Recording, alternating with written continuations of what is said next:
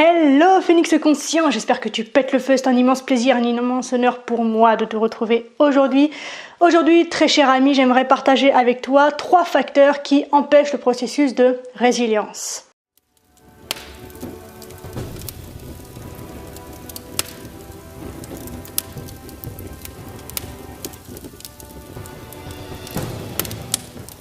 Alors pour celles et ceux qui ne savent pas encore ce que c'est, la résilience c'est cette capacité qu'a priori nous avons de pouvoir nous construire, de pouvoir nous bâtir, de pouvoir avancer malgré de graves carences affectives et émotionnelles dans notre construction. Alors au départ, la résilience est le processus par lequel un enfant qui a été victime de négligence et de carences affectives parvient à avoir une vie d'adulte, on va dire normale et correcte.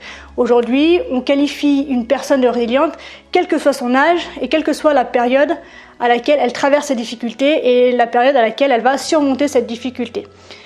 Bref, 3 facteurs donc que toute victime d'une situation a tendance à mettre en place de manière consciente ou non et qui freinent et empêchent considérablement en fait ce processus de se mener à bien. Premier facteur de frein contre la résilience, c'est l'isolement. Quand on n'a personne avec qui parler, on ne peut pas avancer. Et quelque part, c'est paradoxal parce que quand on est dépressif, quand on a traversé quelque chose de difficile, quand on a vécu une difficulté, une atrocité, la première chose dont on a envie, c'est de fermer la porte à tout le monde, qu'on nous foute la paix, que personne ne vienne nous enquiquiner et donc du coup, qu'on n'ait pas besoin de parler, d'expliquer, de justifier, de raconter. Et pourtant, mettre des mots sur nos mots, c'est la chose la plus importante à faire pour pouvoir se sortir de la galère. Parler, c'est le processus le plus important pour accéder à l'état de résilience et donc de croissance post-traumatique. Deuxième facteur qui empêche la résilience de se mettre en place chez une victime, c'est le non-sens, c'est-à-dire l'incapacité à pouvoir verbaliser, à pouvoir exprimer de manière concrète, de manière correcte, de manière logique ce qui a été vécu. Même quand c'est atroce. Parce que déjà, le simple fait de pouvoir verbaliser, le simple fait de pouvoir raconter de manière logique, dans la tête, ça devient quelque chose de concret, ça devient quelque chose de logique, ça devient une histoire. Ça peut passer de l'instant T à l'instant autobiographique, à l'instant passé.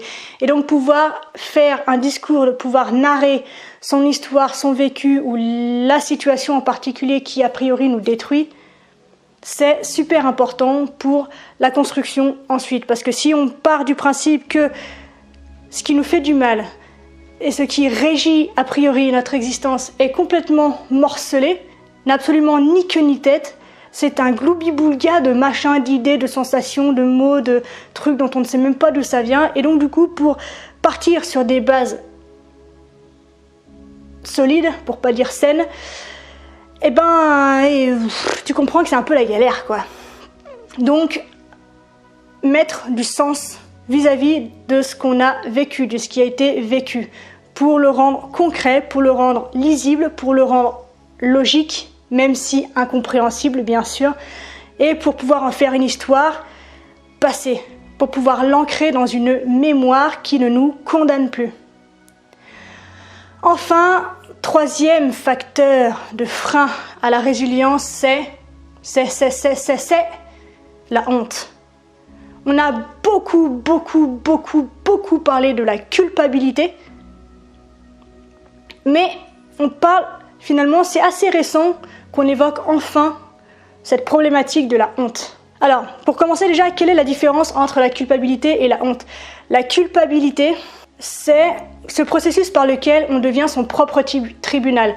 On pense avoir commis une faute, même si les autres ne s'en rendent pas compte. Et donc, du coup, ce comportement-là va entraîner des comportements de rachat et d'autopunition qui va avoir pour objectif de maintenir un lien avec le reste de l'humanité.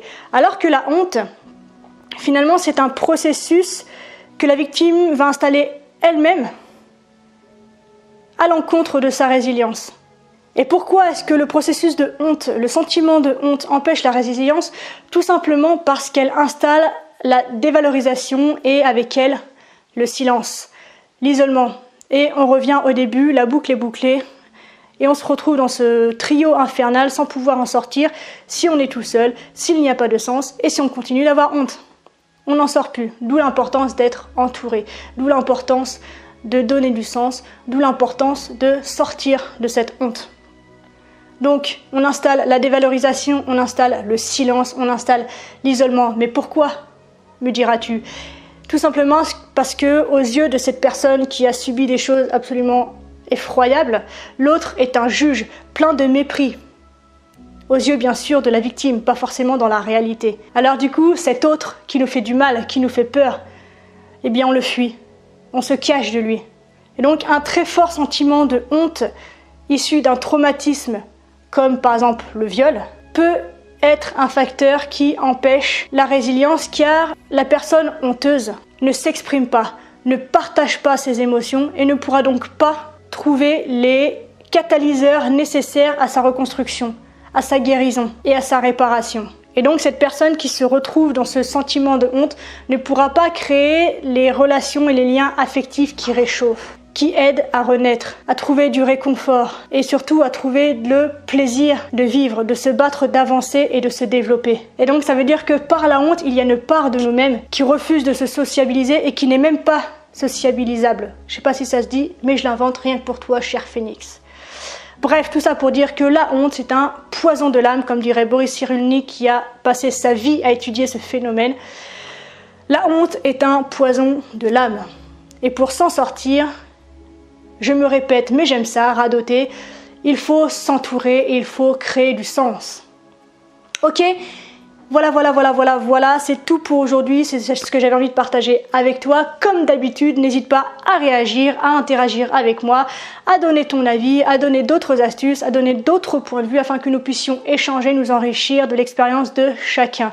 Si tu penses que cette vidéo peut en aider certains et en éclairer d'autres, je t'invite tout d'abord à la liker puis à la partager afin qu'un maximum de monde puisse en profiter et enfin mettre des mots sur ces mots.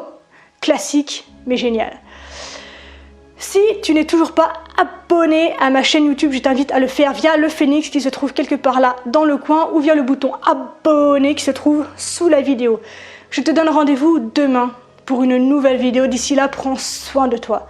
Sois reconnaissant envers la vie et surtout n'oublie jamais que tu es la personne la plus importante de ta vie et que de ce fait, tu mérites ce qu'il y a de meilleur. Je te souhaite une extraordinaire journée, une magnifique journée pleine de résilience, de rebondissement, de joie, d'amour, de rire, de paix et d'harmonie. Je te dis à demain. Salut!